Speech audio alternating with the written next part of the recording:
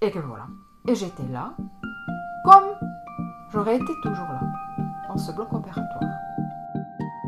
Et j'ai proposé mon aide de faire, en fait, ok. Et après, il y a eu encore cette interview. Et comme je suis quelqu'un qui est très vite très enthousiaste, tu vois, je me suis dit à moi-même, voilà, tu vas être calme, tu vas juste répondre aux questions, tu vas pas parler toi-même, juste cool down. J'ai eu cette interview et qu'est-ce qui s'est passé? La petite Corinne, elle a parlé pendant 1 heure. Qu'est-ce que c'est comme formidable profession infirmière anesthésiste, et ci et ça, un énorme plaidoyer sur la façon de ce travail et toutes les finalités et tous les petits et les grands merveilles de cette profession. Comme je serais déjà infirmière anesthésiste et comme au moins j'aurais travaillé pendant 1 an déjà dans cette profession. Et finalement, ils m'ont pris.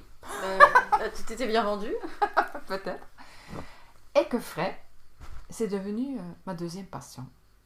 Et je suis autant passionnée d'être infirmière anesthésiste comme j'ai vécu la danse. J'adore mon métier infirmière anesthésiste. Je l'aime de tout mon cœur. Chaque jour, tu vois, les larmes m'arrivent dans les yeux. Chaque jour, j'aime aller travailler. Toujours encore. Et je ne peux pas m'imaginer être sans cette profession. J'adore. Wow. J'adore. Et donc, tu as fait ça? T'es formée? Du coup, j'ai fait la formation et depuis là, je suis infirmière anesthésiste. Et dans ces 2 ans de formation infirmière anesthésiste, j'ai eu la chance... En fait, tu vois, j'ai plein de chance. Je rencontre toujours des bonnes personnes au bon moment. Non, je suis pas d'accord. Bon. Non, je pense que c'est parce que t'es ouverte et parce que tu chemines et que tu as toujours eu ce soleil que tu as cultivé et cet amour de la vie qui a fait que tu es tombée peut-être sur des personnes qui étaient aussi dans cette même énergie, tu vois. Je pense que c'est vraiment... Enfin, de ma petite expérience, je me suis rendu compte que c'était aussi beaucoup la façon dont on appréciait la vie, la façon dont on la considère et la façon dont on se considère, dont on s'estime, que les rencontres sont assez coordonnées avec ça, je trouve. Et qu'elles répondent assez aussi à la posture que tu adoptes vis-à-vis du monde et vis-à-vis de toi-même. Que, par exemple, si tu as une mauvaise posture envers toi-même, inconsciente ou consciente, où tu n'es pas totalement dans l'écoute de ce que tu as vraiment envie, ou que tu n'es pas totalement dans l'écoute de te reconnaître, de te remercier ou de remercier l'univers, quoi qu'est-ce, si tu n'es pas là-dedans, tu vas peut-être attirer des personnes qui vont répondre à ce que en fait toi tu proposes, c'est-à-dire je me rejette ou je m'écoute pas, bah tu vas tomber sur des personnes qui pourront pas t'écouter, qui vont pas te respecter, qui vont pas te donner à la hauteur de ce que tu pourrais mériter si tu t'autorisais à mériter ça. Et donc c'est dur à dire parce que du coup le problème c'est qu'il y a beaucoup de choses des fois qui sont inconscientes et du coup si t'en as pas conscience, bah, tu reproduis des trucs, tu rencontres toujours des mauvaises personnes et du coup tu peux passer ta vie à ça. C'est vachement dur, mais du coup peut-être... Donc tu as fait cette rencontre en tout cas. Je suis avec tout ce que tu dis à 100% d'accord. Ouais. Vraiment. Et si je parle d'avoir la chance, c'est peut-être pas un mot précis pour quand même exprimer que malgré tout, malgré que je m'imagine ma vie dans ma propre responsabilité, dans tout. Ça veut dire, je suis responsable pour tout ce que je pense et aussi ce que je pense pas, pour tout ce que je dis et pour tout ce que je ne dis pas. Je suis responsable. Sur ça, je suis à 100% d'accord avec toi, avec tout ce que tu as dit. Mais il y a quand même ce point que je porte ce remerciement. Oui, je comprends. Pour ces moments clés et magiques parce que malgré tout, c'est quand même toujours pas une évidence. C'est un cadeau quand même. Oui, tu vois. je suis d'accord parce qu'il y a quand même... Alors, je sais pas si je suis aussi chanceuse, mais je comprends parce que même moi, quand je regarde mon parcours, à chaque fois, je me dis, c'est trop cool. Enfin, c'est trop cool. J'ai eu des difficultés, j'ai eu des années dures, Mais même ça, je trouve que c'est un cadeau.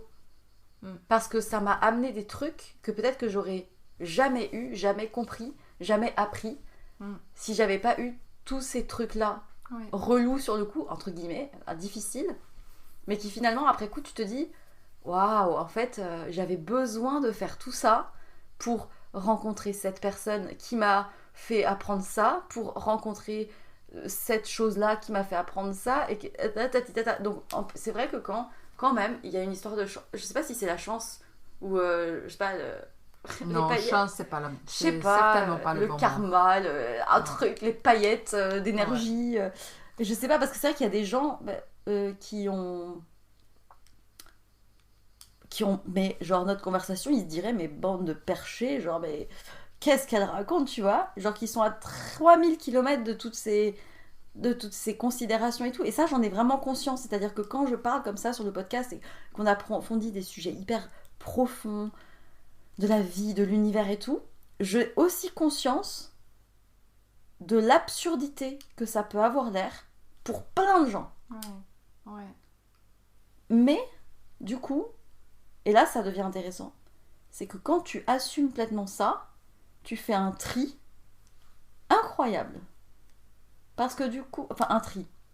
En fait, ça se fait automatiquement. Oui, ça se fait tout seul. Parce que comme quand tu veux grandir, automatiquement, tu attires les gens qui vont te faire grandir. Et des fois même, on a besoin de quelqu'un qui te dit, mais... descends un peu. Tu as oublié la pilule aujourd'hui, ou qu'est-ce que tu as fait de la pilule, ou que tu as fumé, ou quoi que ce soit, comme vous dites à les Français, tu vois, quand tu es quand même... T'as fumé un truc. Oui. Bon, bref. Donc une rencontre. Voilà, une autre rencontre, une autre perle dans mon mosaïque. C'était comment ça s'appelle, comme un prof dans la pratique, en fait, qui te surveille quand tu fais des études d'infirmière anesthésiste dans la pratique, et qui te surveille que tu fais pas des bêtises, et qui t'apprend des choses et tout ça. Et lui, il m'a dit un jour, mais qu'est-ce que tu fais? Parce que je vois que tes gens, tes patients, ils s'endorment presque avant qu'on nous donne les médicaments pour l'anesthésie. Tu as une façon de parler que les gens, ils s'endorment presque sans médicaments. Et pas seulement ça, aussi qu'après, à l'anesthésie, on utilise presque que la moitié des médicaments. Qu'est-ce que tu fais? Et j'étais là, j'ai regardé, je me suis dit, mais de quoi il me parle? J'ai eu aucune idée de quoi il me parle. J'étais complètement dans l'inconscient, tu vois. Je faisais quelque chose de très intuitif, sans le savoir. Et peu de temps après, sur aussi de nouveau des perles qui sont tombées dans ma vie, j'ai eu cette énorme possibilité et chance encore de faire la formation d'hypnothérapeute à la Milton Erickson avec un monsieur qui lui-même a travaillé encore avec Milton Erickson. Ça, c'était incroyable. Alors je connais pas, mais c'est un ponte de l'hypnose. En fait, oui, c'est c'est un des plus grands chefs de la hypnose moderne qui faisait après vraiment un autre chemin que l'hypnose traditionnelle qui est très, voilà, tu fais ça, tu dois fermer les yeux, non. Milton Erickson, il était ouvert, il a réalisé que en fait ce n'est pas l'hypnothérapeute qui est important, c'est la personne qui vient te chercher pour l'aide est important. Et nous, comme hypnothérapeute, on n'est que son instrument. Alors on n'a que à être vraiment dans l'empathie vers cette personne, vraiment à l'écoute de cette personne. Et le seul devoir que nous on a, apprendre vraiment tous les techniques de l'hypnose et tout ça, mais en être toujours dans la position, je suis que ton instrument. Et je te propose des choses. Et c'est toi qui choisis avec quel instrument tu veux travailler et cheminer. Et je suis là pour donner l'espace, que tu sois en sécurité, que tu peux cheminer vers ton inconscient où tu trouves tes réponses pour guérir des traumatismes, pour cheminer, pour changer quoi que ce soit. le thème de l'hypnose. Et sur ça, pendant ma formation infirmière anesthésiste, j'ai pu faire ce diplôme de Milton Erickson. Ça, c'était parallèle. Et ton but, c'était de l'appliquer pour ton travail ou c'était par curiosité? C'était par curiosité, parce que ce monsieur, cette perle qui m'a dit « Mais qu'est-ce que tu fais là ?» Il m'a dit « Mais probablement tu fais quelque chose comme de l'hypnose. » Je ne connaissais pas du tout jusqu'à ce moment l'hypnose, oui, tu vois. Ouais. Et c'était une découverte et en même temps un apprentissage de quelque chose que je faisais inconsciemment, que j'ai appris après, vraiment, avec tous les détails et tout ce qu'il faut. À faire de manière consciente que c'était voilà, vraiment ça que tu faisais. C'est après que c'est devenu un métier, tu vois. Mais quelque chose aussi que la vie m'a amené en moi, tu vois, sans que j'ai réalisé vraiment. C'était encore quelqu'un de l'extérieur qui m'a dit, mais c'est ça. Qu'est-ce que tu fais en fait, tu vois. Et du coup, j'étais dans l'amour autant dans l'hypnose comme être infirmière anesthésiste que je faisais mon examen. Tu as plusieurs examens par écrit, des multiple choice, tu dois faire une thèse, tu as un oral, tu as un examen pour toutes les machines, respirateurs et tout ça. Et après, tu as aussi un examen que tu dois faire une anesthésie. Tu dois montrer comment tu fais l'anesthésie avec un vrai patient et tout ça, dans une vraie situation. Voilà, tu as des experts pour prouver que tu peux utiliser ton hypnose. Non, ça n'a rien à voir avec l'hypnose. C'est après, pour terminer les études d'infirmière anesthésiste, tu as cet examen. Ça n'a rien à voir avec l'hypnose. L'hypnose, c'est dehors, ça n'a rien à voir avec l'anesthésie. Mais comme depuis toujours, j'ai inclus ma façon de parler très naturellement, sans dire, ah oui, en fait, maintenant je vais faire l'hypnose, tu vois. C'était de mettre l'amour dans les mots, être conscient que chaque mot est comme une flèche, et quand elle est partie, tu ne peux plus le reprendre, tu vois. Ce qui est dit est dit. Et l'effet que tu fais chez l'autre, tu ne peux pas toujours prévoir. Alors, cet amour pour les mots, tu vois, de vraiment réaliser, waouh, chaque mot est un univers. Et l'univers est le mien, et l'autre peut être complètement différemment, à travers son histoire et ce que l'autre personne a vécu. Et du coup, j'ai décidé que j'inclus aussi la façon de faire l'induction, l'accueil du patient et tout ça, avec l'hypnose, avec la musique et tout ça, que j'ai préparé le patient qui se faisait opérer, avec bien sûr qu'il était d'accord avec ça. Et je me souviens encore que tout le monde autour de moi, tu vois, mes collègues, les médecins, ils ont dit, mais ils se sont arrachés les cheveux. Ils ont dit, mais qu'est-ce que tu fais? Tu peux pas faire ça. Tu vas pas avoir ton diplôme. Tu fais des trucs incroyables, incroyablement incroyables dans le style. À l'époque, ça fait plus que 30 ans de retour maintenant. Personne parlait de l'hypnose au bloc opératoire. Oui, c'était ce que j'allais me dire. Personne. Et je faisais pendant ces 2 ans, je faisais aussi une étude, aussi à l'université de Berne. Mais j'étais la seule. Personne parlait de ça à l'époque, tu vois.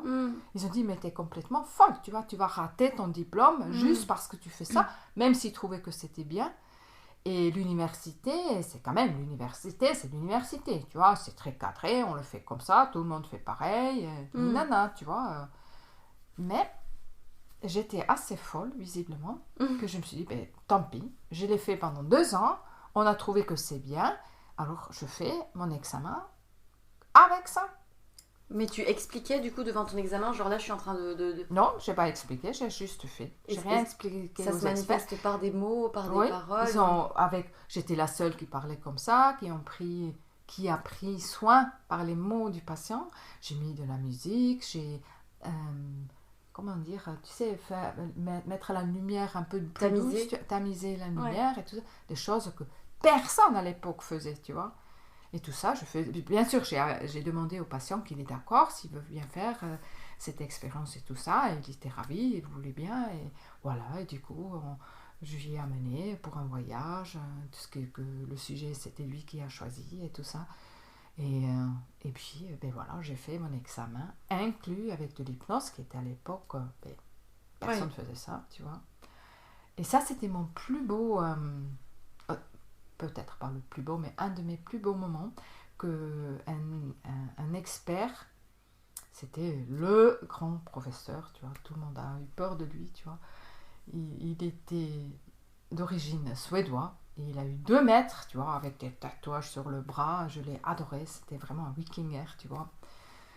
Il est venu, après mon examen et tout ça, et il est venu avec son accent, il m'a dit, ah oui, alors, sœur Corinne, à l'époque on s'appelait encore sœur Corinne, alors le jour où il me faudra une anesthésie, je l'avais la même chose comme ce monsieur-là. C'était trop mignon. Et j'ai eu mon examen. Et tu vois, à l'époque, je n'ai même pas réalisé que c'était vraiment une folie ce que je faisais à ce moment-là. Parce que je me suis fait guider par mon cœur, l'amour pour ce que je fais. Tu vois, je n'ai même pas réfléchi, je l'ai fait. Et tu utilisais l'hypnose que dans ton métier? Et au départ, je l'utilisais que quand je faisais de l'anesthésie et tout ça. Et en fur et à mesure, les gens ils sont venus me voir. Ils m'ont demandé, mais si tu es hypnothérapeute, est-ce que tu fais aussi d'autres séances, style privé et tout ça?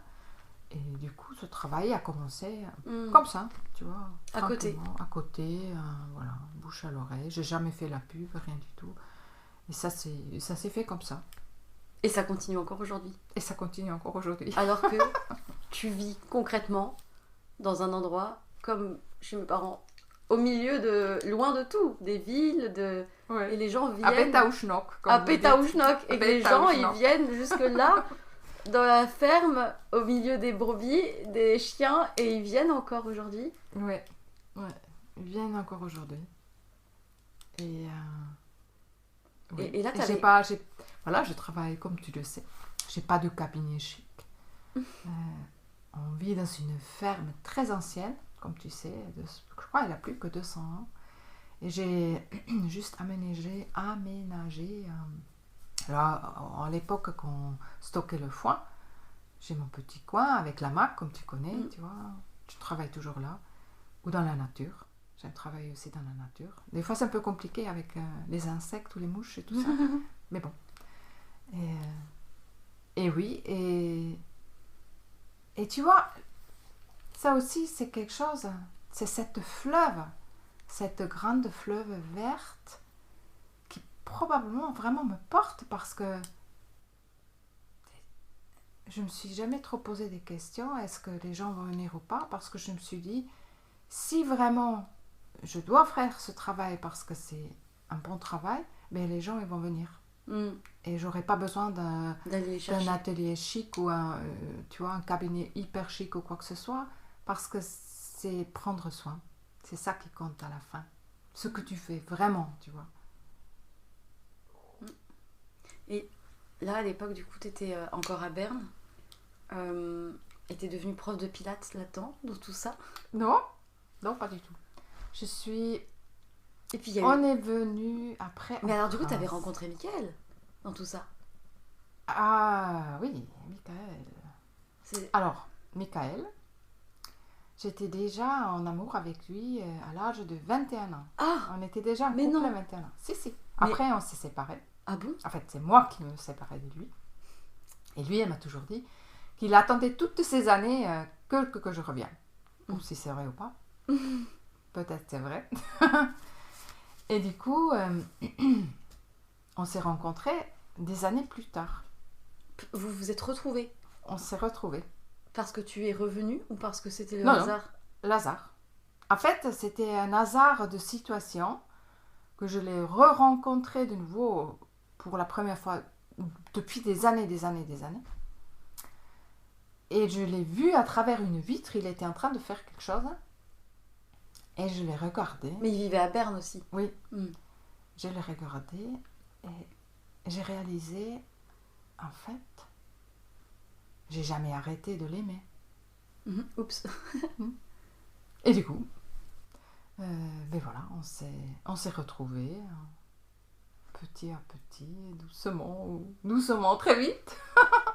On s'est remis ensemble et voilà, et on a eu les enfants. les 3 magnifiques enfants.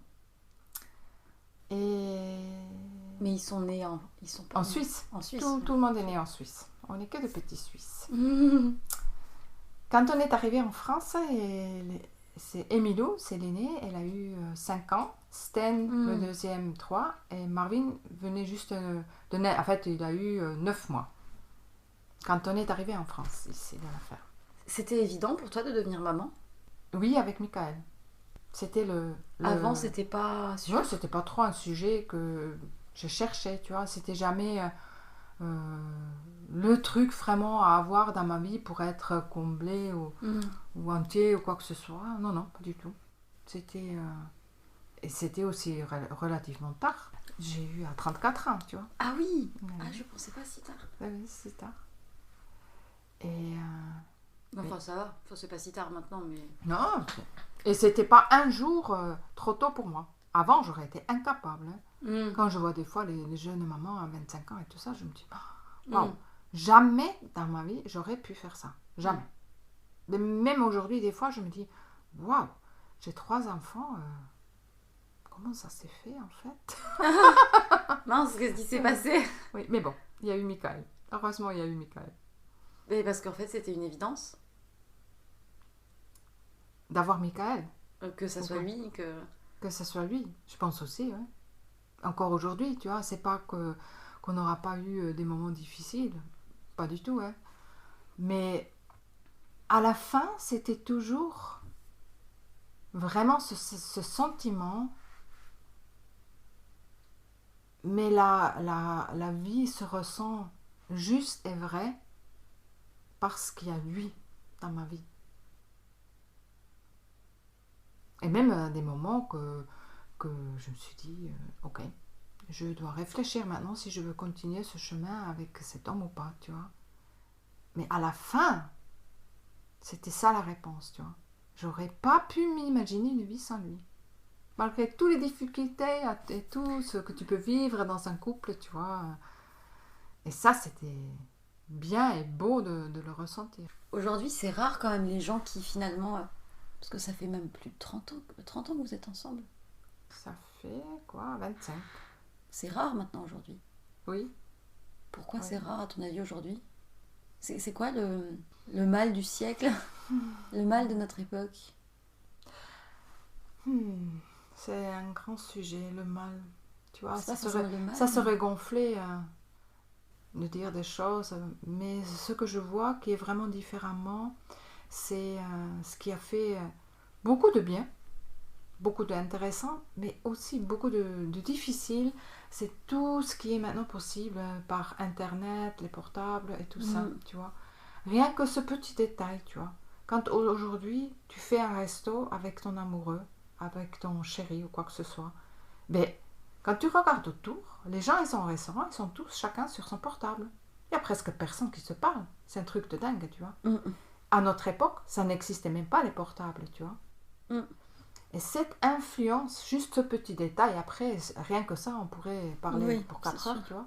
Rien que ça, et aussi ne pas avoir toutes ces possibilités de monde illusionnaire, tu vois,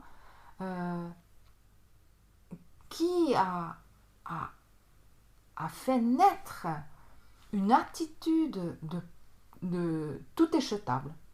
Ah, ça me plaît pas, ça me va plus, eh bien on jette. C'est avec tout, tu vois.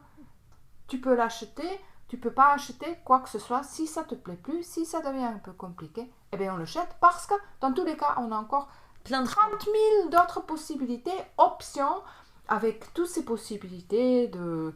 Comment ça s'appelle, tous ces sites, Tinder, ça c'est le pire pour moi. Ça c'est vraiment le truc jetable, poubelle, tu vois. Ah, il me plaît pas, je le mets à la poubelle, tu vois. En fait, c'est un truc de dingue, tu vois. Et est-ce que tu penses que les gens, aujourd'hui, ont peur de l'amour, des relations amoureuses, ou est-ce qu'ils en ont envie, mais qu'ils ont l'impression que c'est dangereux? Attends, Non, je pense pas qu'ils ont... En fait, je sais pas. Je pense pas que c'est la peur. Ils n'ont pas plus peur que nous aussi. Nous aussi, on a eu peut-être les mêmes peurs qu'on a aujourd'hui aussi, tu vois. Mais une chose que je vois un peu qui a changé c'est l'engagement, Mm. le vrai engagement. Qui dure, même si ça devient compliqué, tu vois. De vouloir surmonter, traverser une difficulté, d'y croire qu'on peut traverser ça, tu vois. Se donner. C'est vraiment ce sentiment, être engagé pour l'autre et pour l'amour, tu vois. Et de mettre un peu au milieu de ta perception, ce que on peut dire ça, ce mot. C'est l'autre, tu le mets dans le centre de ton univers, tu mets l'autre. Sans t'oublier tout. Ah. Sans oublier toi. Mais c'est l'amour que je ressens pour moi, que quand je ressens l'amour pour moi, je suis en amour avec moi, je peux aussi donner la liberté à l'autre, que lui aussi soit épanoui dans tout ce que lui aime faire. Et à travers de ça, il y a une culture aussi de tolérance qui se crée vers l'autre. L'autre ne doit pas être comme moi je le veux qu'il soit. Il a le droit d'être lui. Et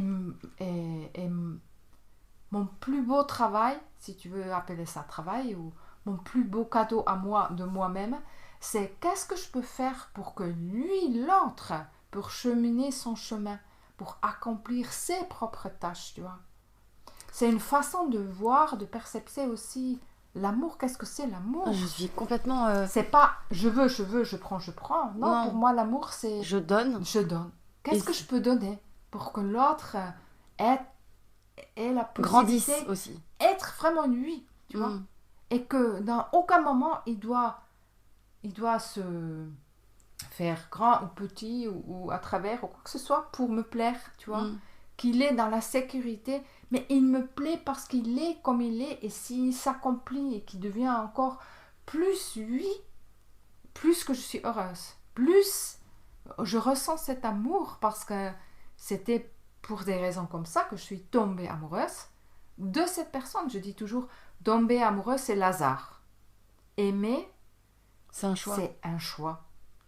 C'est un choix à un moment qu'après la phase d'être amoureuse, c'est vraiment un moment que tu fais ce choix, que tu dis vraiment, ok, oui, tout ce que j'ai vu jusqu'à maintenant dans cette phase d'être amoureuse me plaît et je veux m'engager pour l'autre, pas pour moi, pour l'autre. Pour l'autre peuvent être et devenir à chaque moment dans sa vie sa meilleure façon. Il y a une image que j'aime bien. Moi, j'apprends tout ça. C'est pas que je découvre, mais je pense que jusqu'à récemment, je me posais même pas la question en fait de tout ce que c'est, tu vois. Et je me la pose vraiment maintenant. Et en fait, c'est vraiment cette idée-là que je ressens, c'est qui, quoi, qu'est-ce sera. On verra in fine, tu vois. Mais c'est vraiment l'idée d'avoir le sentiment à l'intérieur de moi que j'ai envie, entre guillemets, de prêter des plumes de moi pour que lui, il vole aussi super loin, là où il doit aller voler, tu vois. C'est très bizarre à dire, tu vois, mais c'est... j'ai envie, si jamais je dois rencontrer quelqu'un, j'ai envie de pouvoir dire, je te soutiens, genre, go, c'est ça que tu veux faire, mais go, tu vois, genre, traverser le monde, go, et que ça... Peu importe que ça soit... que ça soit aligné et que j'ai toujours envie de soutenir ça. Pas pour plaire parce que je dis oui à tout, mais parce que j'ai vraiment à l'intérieur de moi là, le sentiment profond de dire si ce que tu fais ça te fait heureux, et ben je suis heureuse, tu vois.